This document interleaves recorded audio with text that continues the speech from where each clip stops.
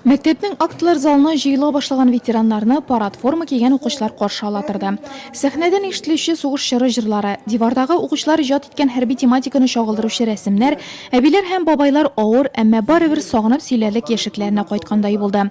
Сугышта әтисен һәм абыйсын югалткан Лидия Петровна ул елларны моңсуланып искә ала.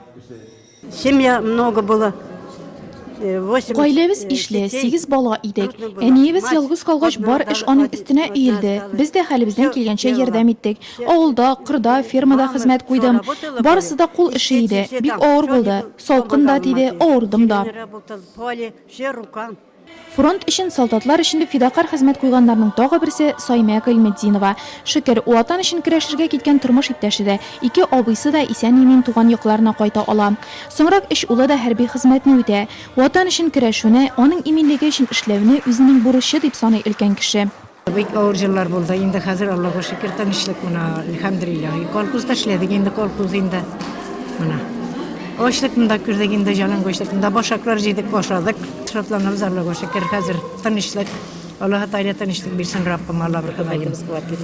Квартира бирделәр, Аллаһка шөкер, менә итеп җатабыз матур гына. Рәхмәт җаусын Аллаһка шөкер. Бу тормышлар бик яхшы хәзер Аллаһка шөкер. Бүген аларның барысының күкрәгенә юбилей медальләре тагылды. Күпләрнең шул чакта күзләренә яшь йөгергән, күңелләре җилкенеп куйгандыр.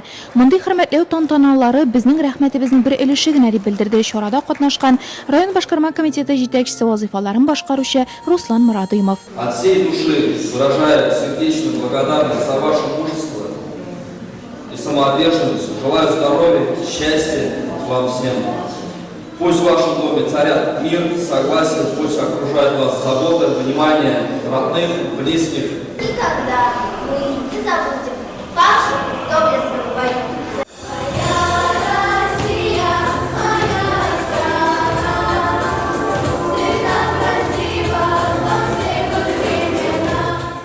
Мәктәп укучылары башкарган җырлар, илһамланып сөйләгән шигырьләр дә өлкәннәр күңеленә хуш килде. Бөек Ватан сугышында катнашкан ветераннарның берсе, 93 яшьлек Самат Хәкимов, буларга ихластан куанып утырды. Живем мы уже очень долго, 30 с лишним лет вместе, как я молодая килен. Без 30 елдан артык мин яшь килен булып килгәннән бирле бергә яшибез.